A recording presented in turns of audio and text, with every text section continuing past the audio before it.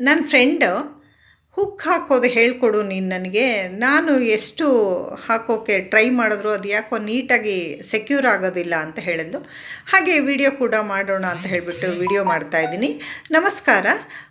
ನಾನು ಹುಕ್ ಪಟ್ಟಿಯನ್ನು 5 ಹುಕ್ ಬರೋ ರೀತಿ ಫೋಲ್ಡ್ ಮಾಡ್ಕೊಳ್ತಾ ಇದ್ದೀನಿ, ಮಾರ್ಕ್ ಮಾಡ್ಕೊಳ್ತಾ ಇದ್ದೀನಿ. ಹಾಗೆ ಗಟ್ಟಿಯಾಗಿ ಪ್ರೆಸ್ ಮಾಡಿದ್ರೆ ಅಲ್ಲಿ ಒಂದು ಮಾರ್ಕ್ ಬರುತ್ತೆ. ನಂತರ ಅದನ್ನು ಓಪನ್ ಮಾಡಿಬಿಟ್ಟು ಮಾರ್ಕರ್ ಇರುತ್ತಲ್ಲ, ಮಾರ್ಕರಿಂದ ಮಾರ್ಕ್ ಮಾಡಿಕೊಂಡೆ. ಇದಾದ ನಂತರ ನಾನು ಹುಕ್ಕನ್ನು ಆ ಲೈನಿಂಗ್ ಇರುತ್ತಲ್ಲ, ಬ್ಲೌಸ್ ಲೈನಿಂಗು, ಅಲ್ಲಿ ಒಂದು ಸ್ವಲ್ಪ ದಪ್ಪ ಸೂಜಿಯನ್ನು ತಗೊಂಡು ಲೈನಿಂಗಿಗೆ ಒಂದು ಹೋಲ್ ಮಾಡ್ಕೊಳ್ತಾ ಇದ್ದೀನಿ. ಇನ್ನು ಸ್ವಲ್ಪ ದಪ್ಪ ಸೂಜಿ ಆದರೂ ಕೂಡ ನಡೆಯುತ್ತೆ, ಬಟ್ ನಾನು ದಪ್ಪ ಸೂಜಿ ಸಾಕು, ಇಷ್ಟೇ ಸೈಜ್ ಅಂದ್ಕೊಂಡು ಹೋಲ್ ಮಾಡಿಕೊಂಡೆ. ನಂತರ ಹುಕ್ಕನ್ನು ಕೆಳಮುಖ ಮಾಡಿಬಿಟ್ಟು ಆ ಹೋಲಲ್ಲಿ ತೂರಿಸ್ಬಿಟ್ಟು ನಂತರ ಅದನ್ನು ಜಸ್ಟ್ ಲೈಟಾಗಿ ಹೀಗೆ ಟರ್ನ್ ಮಾಡಿಕೊಂಡ್ರೆ ಹೀಗೆ ನೀಟಾಗಿ ಬಟ್ಟೆ ಒಳಗಡೆ ಸೆಕ್ಯೂರ್ ಆಗುತ್ತೆ, ಅದು ಲೈನಿಂಗ್ ಬಟ್ಟೆ ಒಳಗೆ.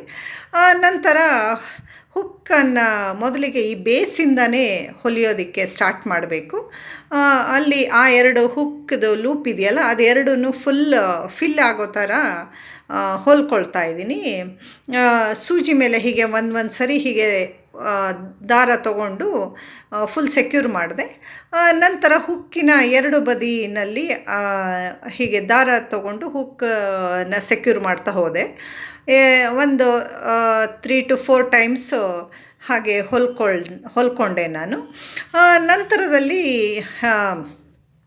ಹುಕ್ಕಿನ ಮೇಲ್ಬದಿ ಕೂಡ ಸೆಕ್ಯೂರ್ ಮಾಡ್ತೀನಿ ನಾನು.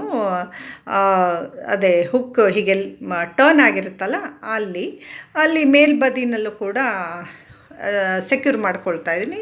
3-4 ಟೈಮ್ಸ್ ಹೀಗೇ ಸೆಕ್ಯೂರ್ ಮಾಡಿಕೊಂಡು, ಈ ಥರ ಮಾಡೋದ್ರಿಂದ ಯಾವತ್ತೂ ಕೂಡ ಅದು ದಾರ ಕಟ್ಟಾಗೋದಿಲ್ಲ, ಹಾಗೆ ಎಲ್ಲ ಕಡೆ ಸೆಕ್ಯೂರ್ ಆಗಿರುತ್ತಲ್ಲ, ಹಾಗಾಗಿ.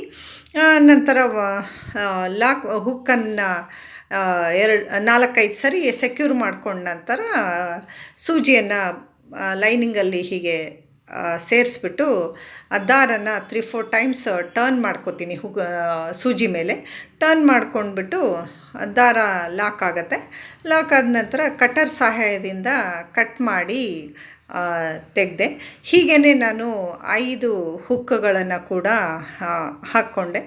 ನನ್ನ ಈ ವಿಡಿಯೋ ನಿಮಗೆ ಏನು ಅನ್ನಿಸ್ತು ಅಂತ ಹೇಳಿಬಿಟ್ಟು ಕಮೆಂಟ್ ಮಾಡಿ ತಿಳಿಸಿ. Thank you for watching. ಮತ್ತೊಂದು ವಿಡಿಯೋ ಜೊತೆ ಮತ್ತೆ ಸಿಗ್ತೀನಿ.